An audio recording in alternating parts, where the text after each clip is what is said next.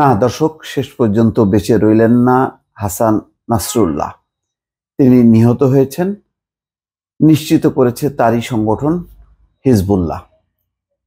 খবরে বলা হচ্ছে লেবাননের হিজবুল্লাহর প্রধান হাসান নাসরুল্লাহ নিহত হয়েছেন বলে নিশ্চিত করেছেন সংগঠনটি। এক বিবৃতিতে সংগঠনটি এই তথ্য জানায় বলে এএফপির খবরে বলা হয়েছে। বিবৃতিতে বলা হয়, হিজবুল্লাহর সেক্রেটারি জেনারেল হাসান নাসরুল্লাহ সংগঠনটির মহান ও অমর শহীদ কমরেডদের সঙ্গে যোগ দিয়েছেন, যাদের তিনি ৩০ বছর ধরে নেতৃত্ব দিয়েছেন।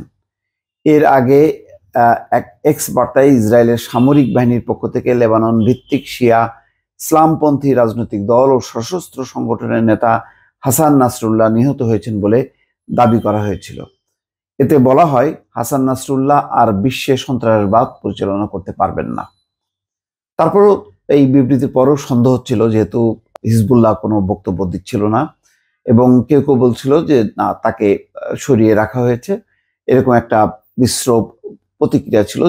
তবে আনুষ্ঠানিকভাবে হিজবুল্লাহ কোনো বক্তব্য দিচ্ছিল না, কিন্তু পরে তারা বক্তব্য দিয়েছে। রাজধানী বৈরুত সহ লেবাননের বিভিন্ন জায়গায় গতকাল শুক্রবার রাতভর বিমান হামলা চালায় ইসরায়েল। জানা যায়, ইরান সমর্থিত হিজবুল্লাহর কমান্ডার সেন্টারে সংগঠনের নেতা হাসান নাসরুল্লাহ ও অন্য নেতাদের লক্ষ্য করে হামলা চালানো হয়েছে। এরপরই হাসান নাসরুল্লাহ নিহত হওয়ার খবর জানানো হয়। একটা খুবই অবাক কাণ্ড যে এত কিছুর পরেও হিজবুল্লাহর কমান্ড সেন্টারে তিনি কেন ছিলেন, কেন ওই দপ্তরে তিনি ছিলেন, পরিষ্কার না। যাই হোক, হয়তো কোনো বিষয় থাকতে পারে, বা সেই জায়গার নিরাপত্তা ব্যবস্থাটা হয়তো ওইরকমই ছিল যে যত হামলাই হোক না কেন তিনি রক্ষা পাবেন, কিন্তু শেষ পর্যন্ত রক্ষা পায়নি। এটাই হচ্ছে বাস্তব।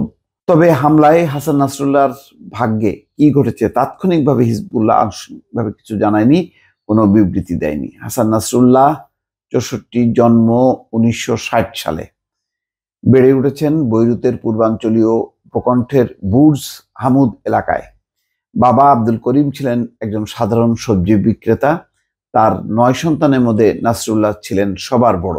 ১৯৭৫ সালে লেবানন যুদ্ধের মধ্যে পড়লে হাসান নাসরুল্লাহ শিয়া মুভমেন্ট আমাল এ যোগ দেন। পরে ১৯৮২ সালে আরও কয়েকজন মিলে দলটি থেকে বেরিয়ে যান। ১৯৮৫ সালে আনুষ্ঠানিকভাবে নিজেদের প্রতিষ্ঠার কথা জানায় হিজবুল্লাহ। তাতে যোগ দেয় হাসান নাসরুল্লাহ। হিজবুল্লাহ শুরু থেকেই যুক্তরাষ্ট্র এবং তৎকালীন সোভিয়েত ইউনিয়নকে চিহ্নিত করে ইসলামের প্রধান দুই শত্রু হিসাবে। সেই সঙ্গে ইহুদি রাষ্ট্র ইসরায়েলকে ধ্বংস করার ডাক দেয় তারা। দেশটিকে আখ্যায়িত করে মুসলিমদের ভূমি দখলকারী হিসেবে। ১৯৮২ সালে মাত্র ৩২ বছর বয়সী হিজবুল্লাহর প্রধান হন নাসরুল্লাহ।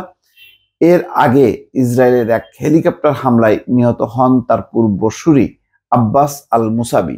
হিজবুল্লাহ প্রধানের দায়িত্ব নেওয়ার পর মুসাবি হত্যার প্রতিশোধ নেওয়া ছিল হাসান নাসরুল্লাহর প্রথম কাজ। সেই অনুযায়ী ইসরায়েলের উত্তরাঞ্চলে রকেট হামলার নির্দেশ দেন তিনি। নাসরুল্লাহ লেবাননের দক্ষিণ ইসরায়েলি বাহিনীর সঙ্গেও তার যোদ্ধাদের লড়াইয়ের নেতৃত্ব দেন। এক পর্যায়ে ২০০০ সালে সেখান থেকে পিছু হটে দেশে ফিরে যান ইসরায়েলি সেনারা। তবে নাসরুল্লাহ ব্যক্তিগত ক্ষতিও কম হয়নি। ইসরায়েলি সেনাদের সঙ্গে লড়াইয়ে প্রাণ দিতে হয় তার বড় ছেলে হাদিকে। নাসরুল্লাহর নেতৃত্বে হিজবুল্লাহ ফিলিস্তিনি স্বাধীনতাকামী সংগঠন হামাসের যোদ্ধাদের পাশাপাশি ইরাক ও ইয়েমেনের মিলিশিয়াদের প্রশিক্ষণগত সহায়তা দিয়েছে। ইসরায়েলের বিরুদ্ধে ব্যবহারের লক্ষ্যে ইরানের কাছ থেকে সংগ্রহ করা ক্ষেপণাস্ত্র ও রকেটের এক সমৃদ্ধ ভান্ডার রয়েছে হিজবুল্লাহ। দখলকৃত লেবাননি ভূখণ্ড থেকে ইসরায়েলি সেনাদের তাড়াতে প্রথমে একটি মিলিশিয়া দল হিসেবে গড়ে উঠেছিল হিজবুল্লাহ।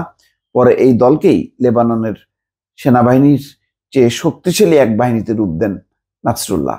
সংগঠনটি এখন দেশের রাজনীতিতে উল্লেখযোগ্যভাবে প্রভাব বিস্তারকারী একটি বড় শক্তি।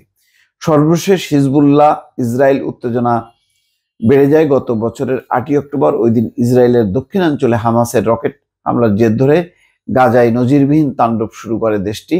ফিলিস্তিনিদের প্রতি সংহতি প্রদর্শনের অংশ হিসেবে মাঝে মধ্যে ইসরায়েলের অভ্যন্তরে ও দখলকৃত গোলান মালভূমি এলাকায় রকেট হামলা চালাচ্ছিল হিজবুল্লাহ।